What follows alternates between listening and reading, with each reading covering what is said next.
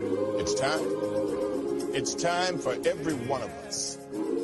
If we get knocked down, we won't just get up. It's time we all rise up. Rise up. When stars step up.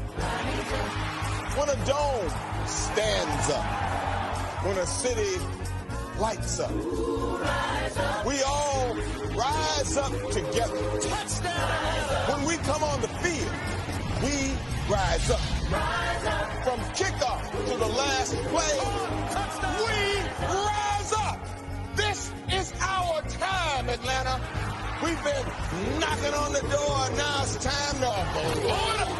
Tell me, what do Falcons do? Rise up. What do Falcons do? Falcons rise up. That's what I'm talking about. Good morning and happy Labor Day to all you Falcon fans. This is the first episode of All In with Nate, previewing the end of preseason and getting ready for week 1 against the Carolina Panthers. But before we go into the preview of week 1, which will be later this week, I wanted to give a little quick recap of the preseason. The Falcons finished 1-1-1. They tied. The NFL changed the rules to not have overtime in preseason, so they tied with the Bengals. They won against the Dolphins, and the first team for the Steelers played most of the first quarter, and that pretty much was the game for it. They lost 24-0. But again, they finished 1-1-1. So first thing first, we want to go look back at a couple of highlights from the preseason, and then we'll get into the 53-man roster conversation. Give us a second. Let's go ahead and pull up these highlights, starting with the Dolphins game from week 1.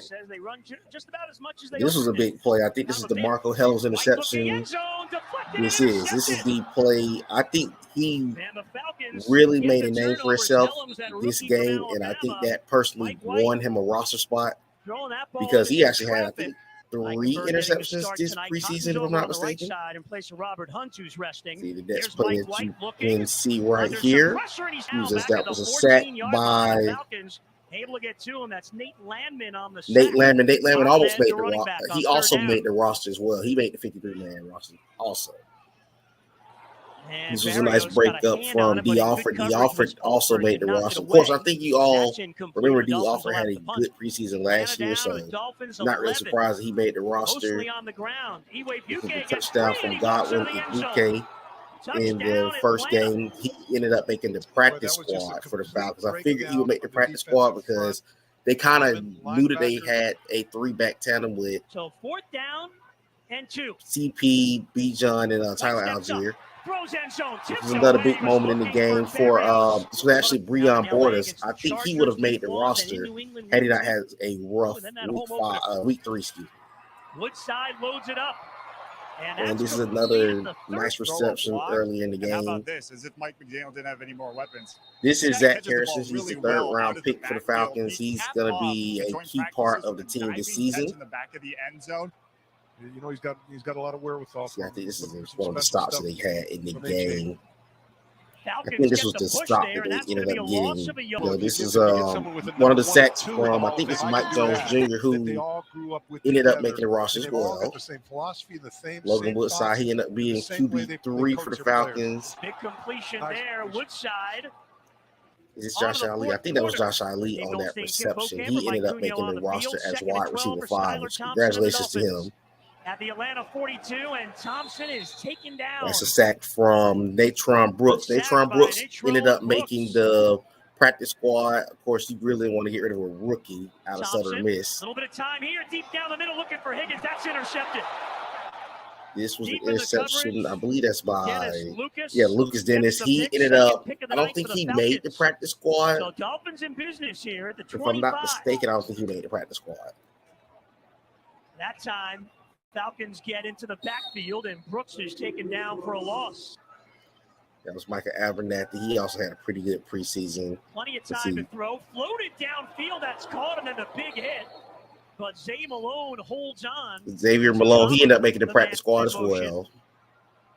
Thompson blitzed, then he's caught from behind and taken down. Cliff Chapman. Yep. I believe Chapman made the practice squad. I'm going to confirm that. Now, this is the D. Alford punt return that pretty much put this game away. he ended up having a great week one. I think he should end up getting some punt return looks as well. Free to the 35. There goes Olford to midfield. Has Bailey to By the way, if you are on his IG, or I think he said it on Twitter, he was very upset about his speed because he definitely looked faster than the 87 speed that Madden's giving him. But we talked about this in an earlier show that Madden gave him like a 87 speed. Some potential drives. I believe this is the pick six by Natron Board. Breon Border. Yeah, this is the pick six by Breon Border. So that's how the first win ended up finishing off. Of course, I remember I did a show week one of this game. That could be the play that makes a difference. So he's going to get as many as he can. Oh, Thompson hit hard and taken down again.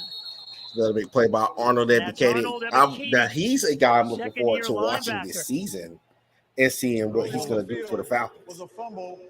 But I definitely feel that he's going to end up making some noise this year. And I think this is the Bijan Robinson run. Now, this run got everyone excited, and he really could have broke this. He didn't get trapped right here. This might have been a touchdown. Up to the 40, gets 13. And unfortunately, this is the only snap that we got a chance to see from the starting offense.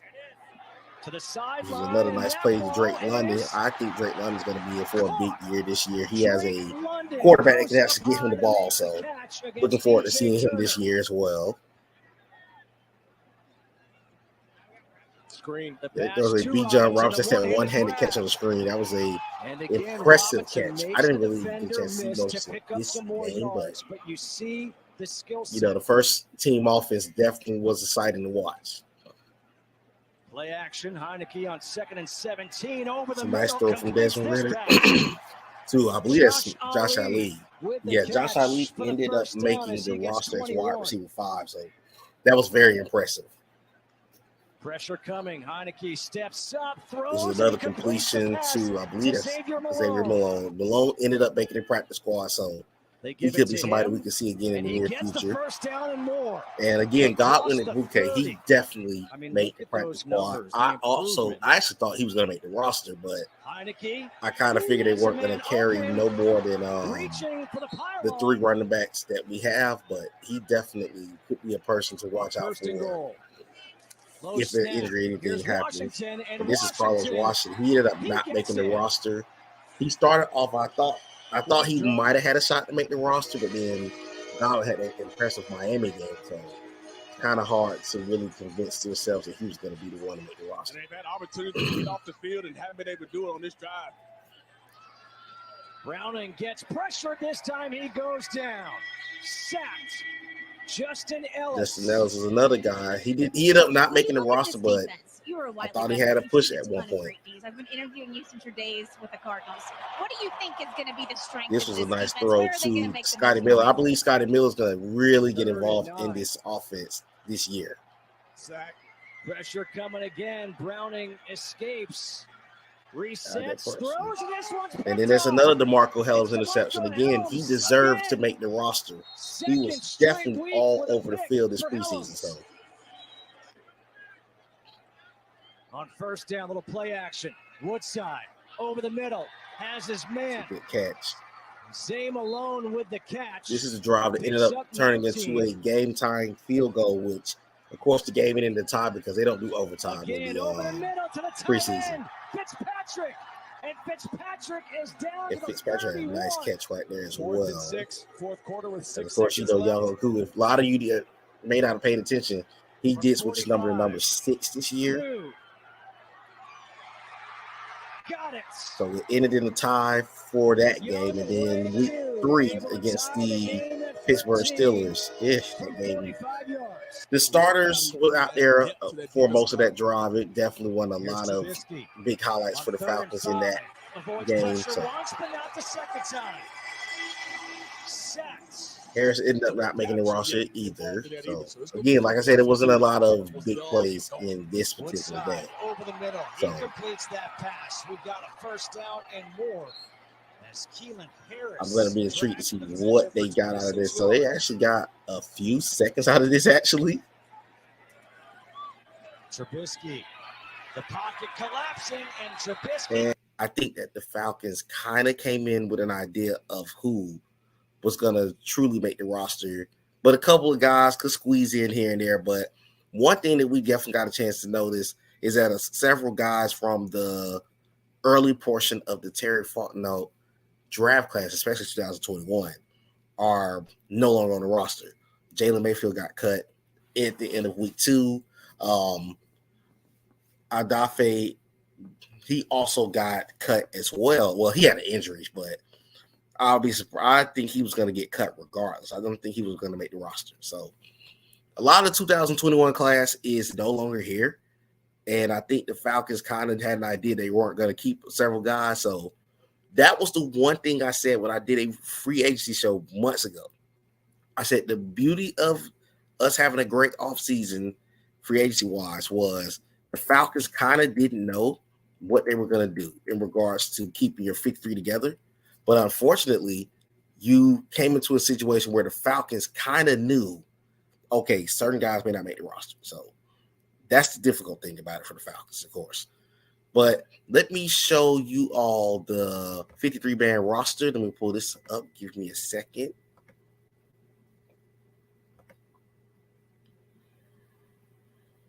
Let me stop this other screen and then present you guys this screen showing the 53-man roster.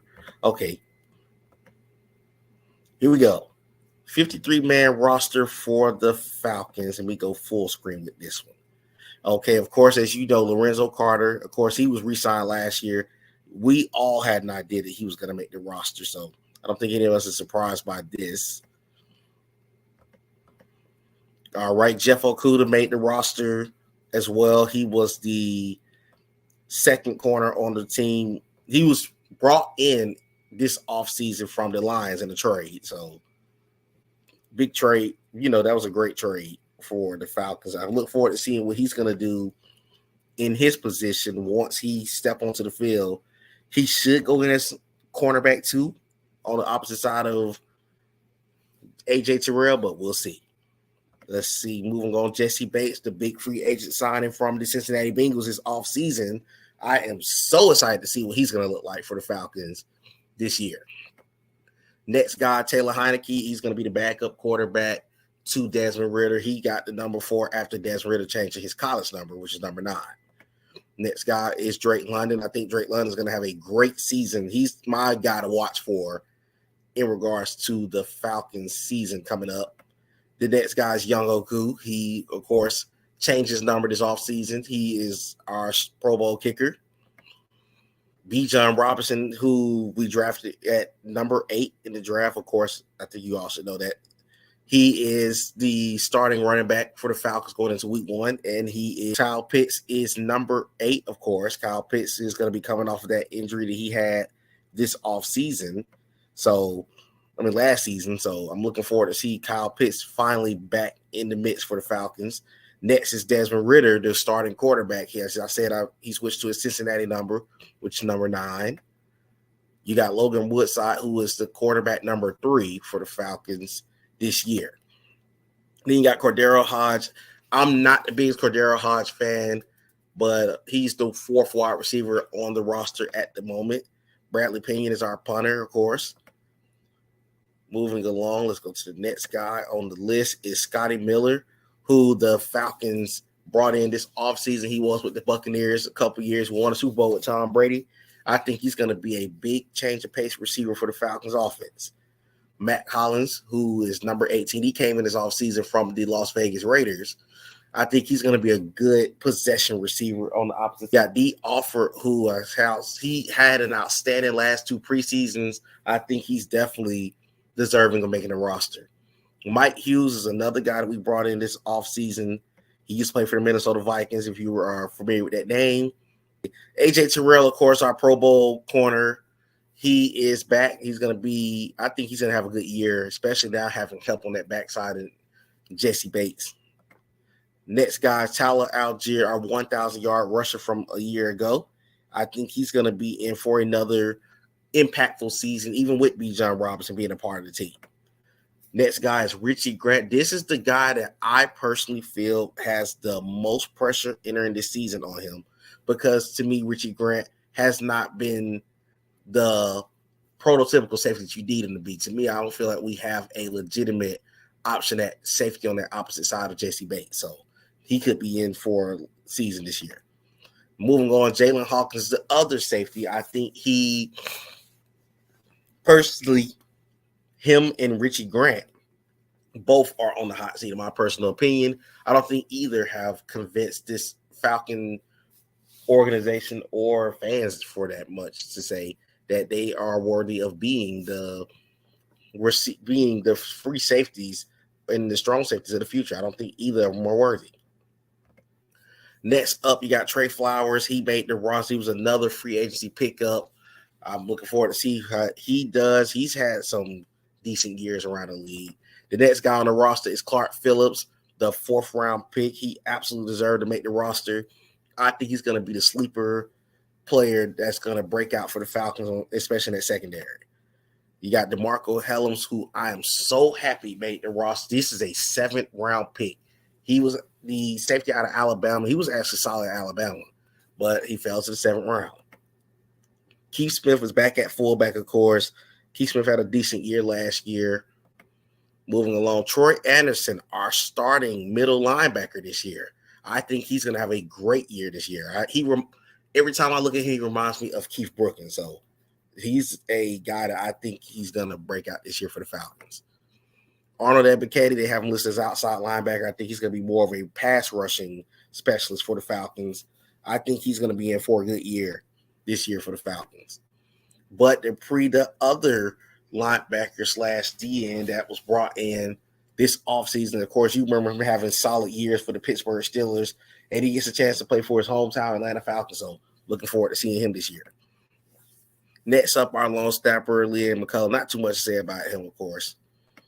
Okay, the next ad's going to close, and then we're going to go to the next guy. It's going to be Tate Davis. Tate Davis had an outstanding preseason, so him making the roster is not a surprise to me. Next up is D'Angelo Malone, our 3rd round pick from 2022. He's one guy I need to see a little bit more of this year from the Falcons on defense because he didn't get a chance to really make a lot of noise, so hopefully he does it this year. Next up, Nate Landman. Nate Landman has always have a good preseason. I don't know if he's going to really touch the field much this regular season, but he's a good rotational linebacker. And then you got Caden Ellis, who came in from the New Orleans Saints, had 6 sacks last year for him. I'm pretty sure he's going to get snaps at rushing the passer. He's the guy that a couple fans have said to watch out for this offseason. So I'm going to be looking forward to seeing what he brings to the table. Next up is Jonathan Gwynn. He's one of the young offensive linemen on the team. Not really much to say about him. Then you got Chris Lindstrom, who's the $100 million man. He's going to have a great year. Per usual, he's going to really, really, really be a tough guy to stop on that right side of the offensive line. Then you got Ryan Nuzil. You got Matthew Bergeron, our 2nd round pick, who actually won the starting job at left guard. So he's getting a chance to really make some noise early on. And the Falcons actually, funny draft day story, the Falcons actually traded up to beat the Dallas Cowboys from picking him up because that's a story that's been emerging, and that's actually impressive, especially if he has a good year. You got Joshua Miles. I don't think he's going to do much. I think he's just a roster spot. Drew Dahlman, I am not a Drew Dahlman fan. I would really like to see what's going to happen, though, with him this year, but I'm not a Drew Dahlman fan, to be honest with you guys. Okay, moving along, we got Kyle Hennig, another guy I think is going to be a backup piece for the team. Then you got Jake Matthews, the veteran tackle for the Atlanta Falcons. He just need to have a decent year at this rate because as long as y'all can keep Desmond Ridder protected, I look forward to seeing what that offensive line looked like. They had a really good year as far as the ball, as far as the running the ball. They were top 5 rushing, so that was impressive. Then you got Caleb McGarry, who also got re-signed. I have a love-hate relationship with Caleb McGarry. He is going to be the starting right tackle, though, so that's going to be a key part of this team going forward. Let's look forward to see what he does this year. Him and Chris Lindstrom should hold down that right side of the offensive line. Josh Lee, who I just was talking about a few moments ago, made the roster. Congratulations. He was an undrafted wide receiver out of Kentucky. And I'm proud of this guy. He made the roster. That's going to be great. I hope he makes an impact. A couple of guys, Jonnu Smith, who we traded one of our 7th-round picks away to the New England Patriots. I think he's going to get some decent snaps. He's going to be tight end 2 under Kyle Pitts. So look forward to seeing him play this year. Cordero Patterson, of course, is going to be back in the fold. This baby Cordero Patterson's last year as a Falcon. I think I love Cordero Patterson. I love his energy for the Atlanta Falcons, but I think his time might be coming to an end in the league in general. But we'll see. I'm not going to discount him too soon, but I just think that the direction that the Falcons are going, rushing especially, he no longer probably will fit that fold. Moving on, you got Nicole Pruitt. He had a good year last year for the Falcons. Had a couple of touchdowns. He actually caught Desmond Ritter's first touchdown pass in the Week 18 win last year against the Buccaneers. Moving on, you got John Fitzpatrick out of Georgia. He's going to make the roster again. He's more of a blocking tight end, so not surprised he made the roster. David Onyemata, our other defensive line pickup from the New Orleans Saints all season. I think he's going to be able to cause some ruckus and stop the run. I think it's going to be fun to watch him this year. You got Calais Campbell, the big veteran. I'm excited. I know Calais is in his late 30s, but I've always loved Calais Campbell. He's been one of my favorite pass rushers all these years. So I hope he can come in and just teach the young guys and give us an impact. That's what I'm looking forward to seeing for him more than anything else. You got Albert Huggins, who had a very good preseason. I am not surprised that he made the roster. You got Zach Harrison, the 3rd-round pick out of Ohio State. I look forward to seeing him make an impact. I think he's a really talented defensive end / defensive tackle. I think they got him probably going to have him out at linebacker some too, but I think he's more of a put your hand in the ground pass rusher. Yeah, and of course, you got Grady Jarrett, who he finally has some help. Oh, my God, I cannot wait to see what Grady Jarrett does, having some help on the field now. And last but not least, you got Joe Gaziano, who also had a good preseason, so I'm not surprised to see him make the roster. Congratulations to this young man. And that's your 53-man roster for the Atlanta Falcons. I think personally, the 53, I like the 53. If you're asking me where are my concerns with the Atlanta Falcons, is a couple of spots. I think one of them is offensive lineman as far as center. I think I would say center, probably wide receiver. Center and wide receiver would probably be my 2 that I'm thinking that would be somewhat of a concern going into this season. I think that Drake's going to have a great year. I don't really know much I think Matt Hollins and Scotty Miller is going to make plays, but I don't think you still have a true wide receiver 2. I really wish the Falcons would have adjusted that, would have handled that this offseason, I'm going to personally say.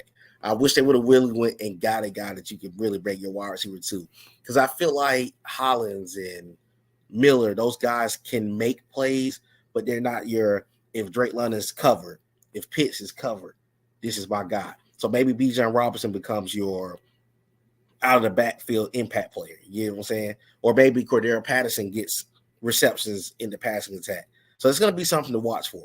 As far as the offensive line, the center and left guard positions are the 2 that I don't really know those guys that well. We're going to have to just see what the Falcons think about those guys going forward as we get ready to start week 1. But overall, I think that this 53-man roster is pretty good going into the season. I'm looking forward to seeing how this is going to play out in regards to this Falcon offense.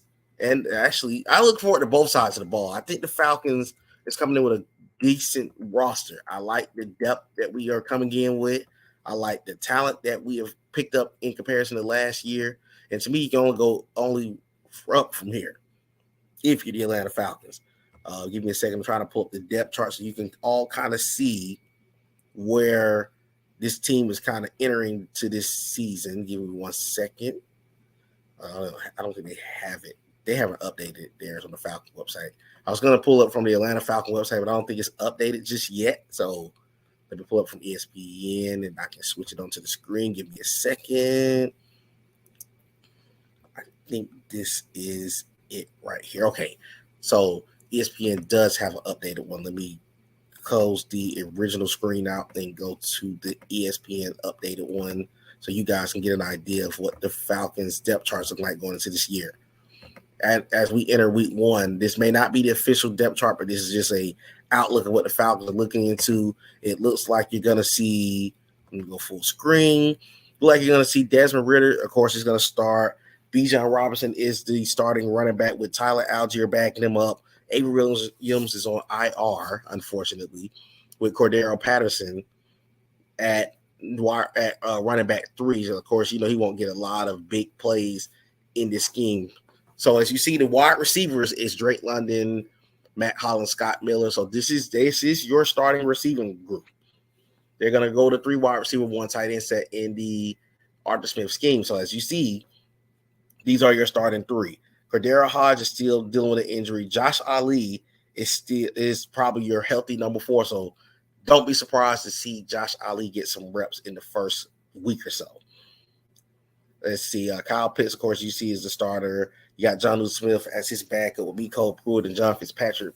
So we're running with 4 tight ends, which, of course, I'm not surprised with. We're going to run the ball, so that's not a shocker. As far as the offensive line, as you see, the second-round pick for the Falcons, Matthew Bergeron, is going to start at left guard. Drew Dahlman is going to be the starting center. You got Chris Lindstrom at right guard. You got Caleb McGarry at right tackle. I don't think there's no surprises there. Now let's look at the Falcons. They still got the Falcons listed as a 3-4 defense, although I think it's going to be more of a base 4-3. That's what I think is going to happen. But based off a 3-4 defense, you're going to have Calais Campbell and Grady Jarrett lining up at right defensive end and left defensive end. I personally think that both of them are defensive tackles. I think that they should be dressed as such. David Onyemata is going to start at the nickel tackle. So that's going to be a lot of good. There's going to be a lot of pressure coming up front, though. That's going to be fun to watch.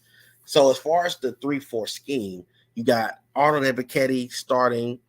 You got Bud Dupree starting ahead of Lorenzo Carter, which is a shocker to me because I thought Lorenzo would have easily came in as the starter.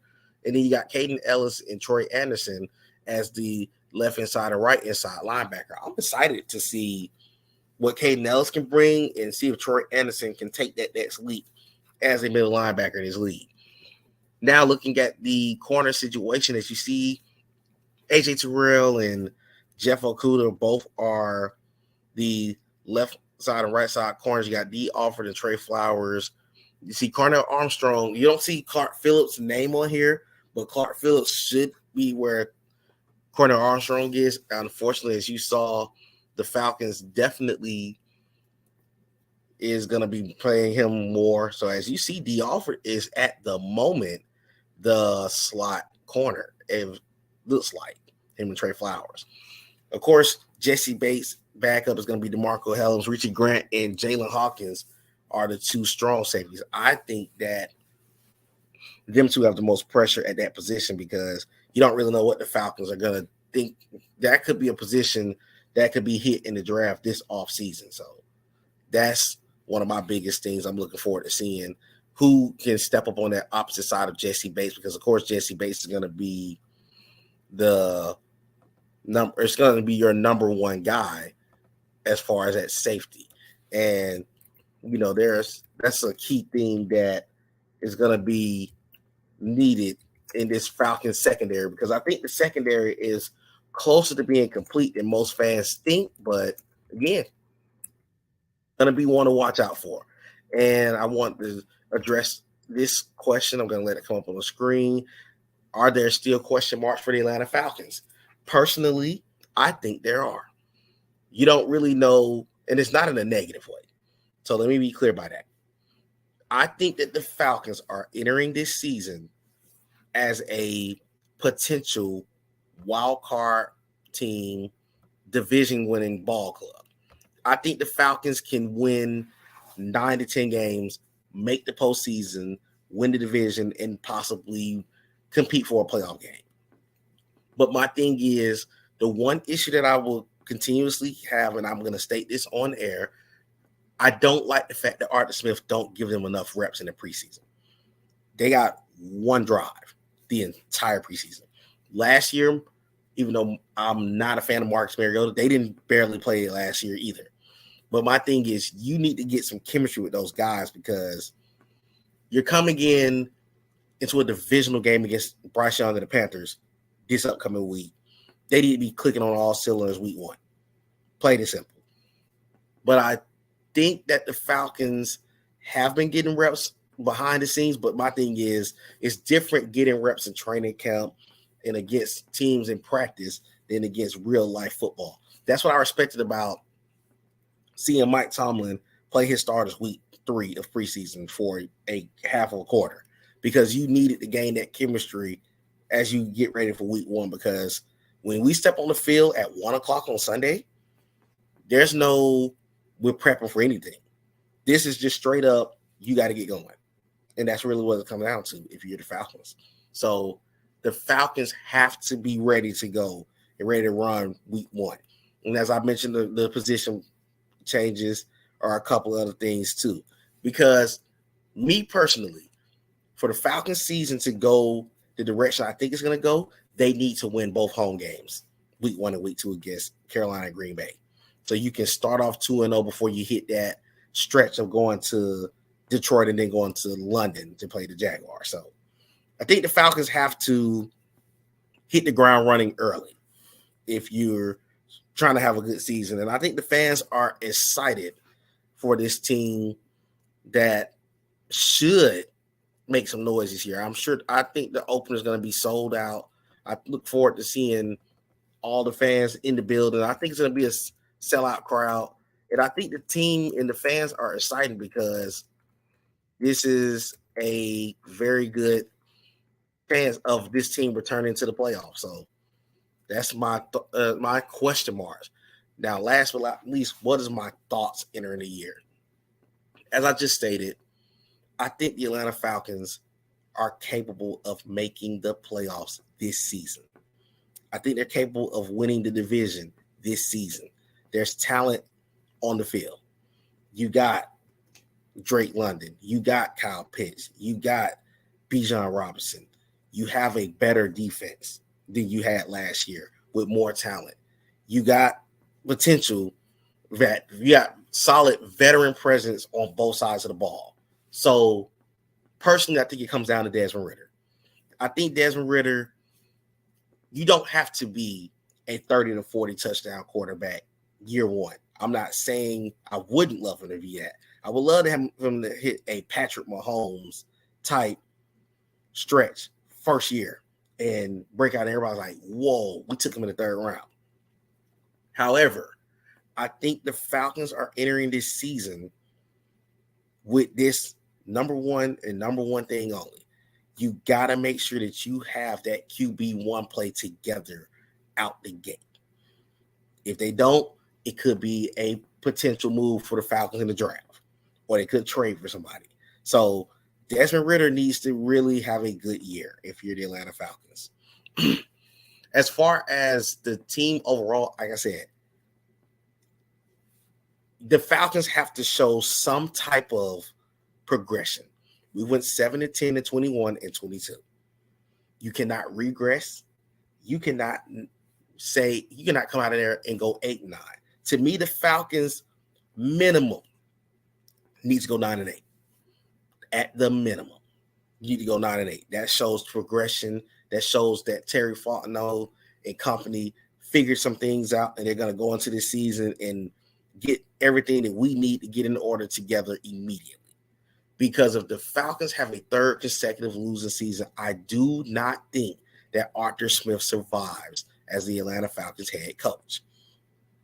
Because this team now somewhat is being built based on your scheme.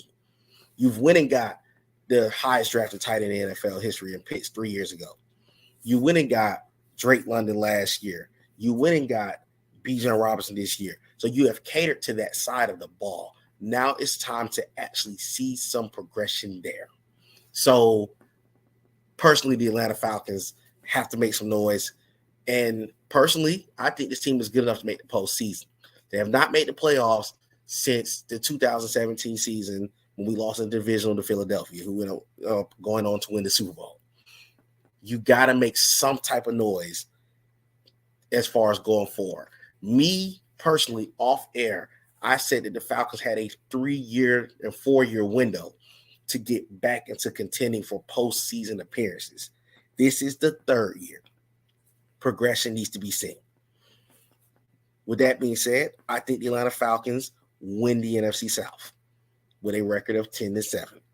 That's what I personally think. And later on this week, I should be back with my guy Mike, and we're going to definitely give a detailed preview of this Atlanta Falcon team. But that's my early thoughts about the Falcons. I think they're going to go 10-7 and make the playoffs, whether they win the division or be a wild card team. But I think it's going to be some fun times in the Atlanta Falcon organization ahead. Falcon fans, let's get ready for this season. And good luck to the Atlanta Falcons, and we're 6 days away from kickoff. So everybody that's going to be at the opener, good luck to this team and rise up. It's week 1, everyone. Football's finally back. Until next time, it's been All In with Nate, the preseason review.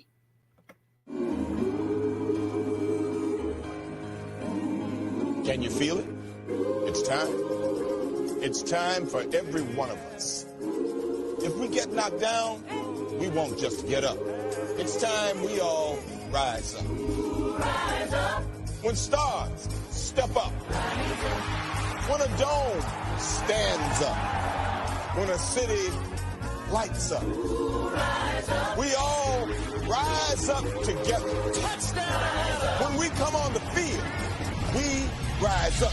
Rise up. From kickoff to the last play, we rise up. This is our time, Atlanta. We've been knocking on the door. Now it's time to blow it up. Tell me, what do Falcons do?